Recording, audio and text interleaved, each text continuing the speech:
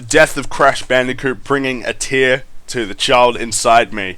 How's it going, guys? Fringy123 here, and today we're going to talk about the prime of Crash Bandicoot and the death of Crash Bandicoot in the very first episode of Retro Sunday.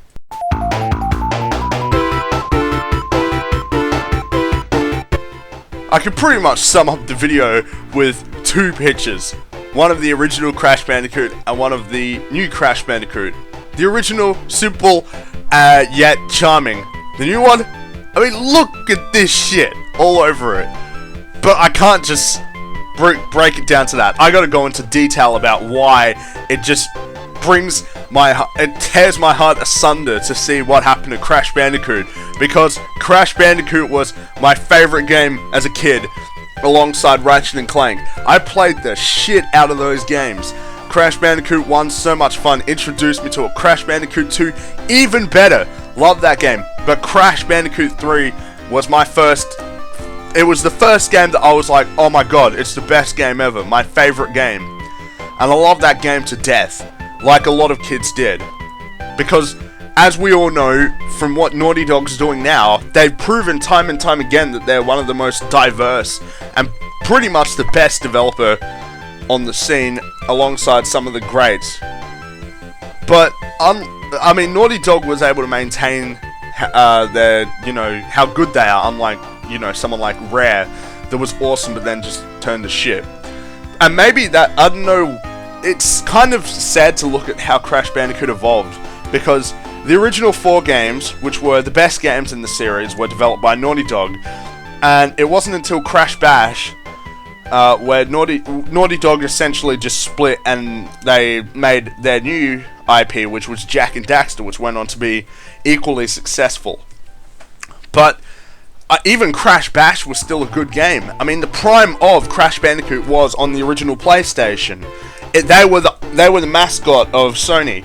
Nintendo had Mario, Sega had Sonic the Hedgehog, and Sony had Crash Bandicoot. Those were the 3 guys. But then it was onto the PS2, where we got The Wrath of Cortex, which was by no means a bad game, and in many ways it was similar to the original games. But there were a couple of things that set it apart. One, it was the first Crash Bandicoot game to not be exclusive to a PlayStation platform. It was on multiple platforms, and it just didn't feel the same. I mean, it had already been a couple of years since the last platformer, and I don't know, like, techniques had changed or something, but I mean, it just wasn't the same. You can't compare this to this, for some reason, even though they look the same. It's crazy. I don't know why, there's just something different about it. And then, I mean, after that, that's when everything went to shit, pretty much. Nitro Kart, yeah, it was okay, but again, it just didn't feel the same. And I can't say, I had grown up too much. I was still like 7 years old, so I was a kid, and I still enjoyed Crash Bandicoot. There was just something off about it. And even Twinsanity, it was a good platformer in a lot of ways, but at this point, this is when I feel like the series started to die. Because even with The Wrath of Cortex and Nitro Kart, those were still kind of true to the original games. In many ways they were, there was just something off about them. But it was with Twinsanity where they took a new direction with the franchise, and where they pretty much shot themselves in the foot. That's pretty much where it started to die. They changed the characters and just made them stupid.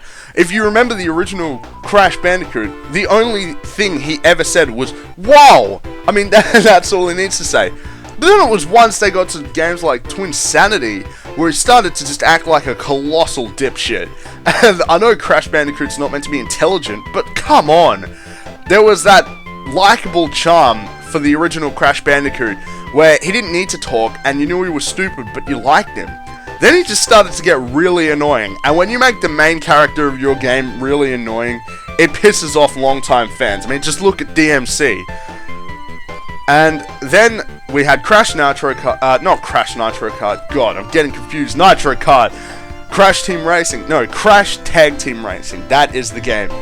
Too many of the same name, essentially. And that was where I just was like, oh fuck, because they changed the art style, and it just seemed bonkers. They pretty much changed the setting from what was originally just tropical islands which I didn't mind in 3 because 3 had a cool, like, twist to it with the time travel, but here it was really off. There was way too much dialogue, and it was always just not interesting at all.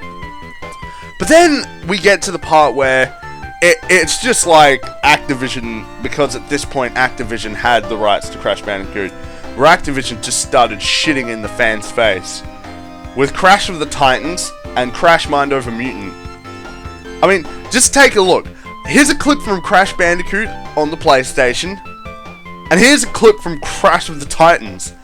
I mean, look at this shit! They're barely even the same game! One's a solid platformer, the other's a is pretty much a beat-em-up game. A shitty one at that. And at that point, I was like, okay, Crash Bandicoot is done.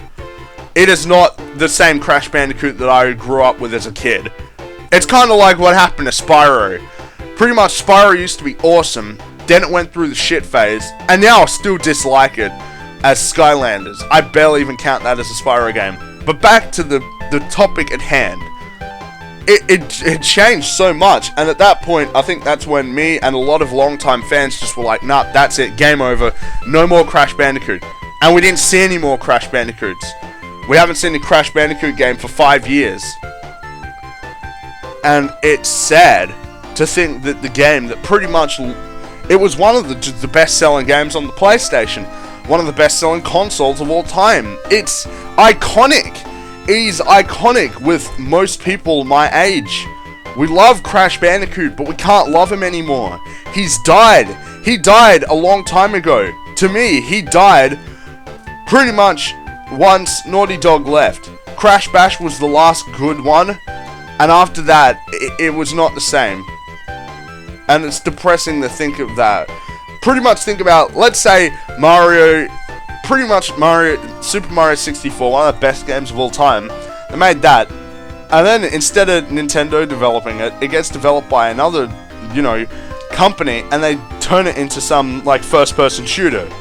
It'd be like that. It's pretty much just saying, yeah, fuck you, we're not going to acknowledge what the game did, and we're just going to make it a piece of shit. It's sad, and it makes me sad, and I'm sure it makes you guys sad too. And with that, it's time to finish the first episode of Retro Sunday. As usual, thanks for watching, guys. If you enjoyed, make sure to give a thumbs up, it helps out a lot, and subscribe to see more of my content. I also will be taking requests for this show as well, like I'm doing in a lot of my new shows now. I'll be taking requests to talk about, and I will choose one of the comments to discuss, or if I just don't know enough about the topic, I'll just come up with a new topic to discuss. This will come out every single Sunday, so make sure to check back, and as usual, I'm Fringy123, and have a good one.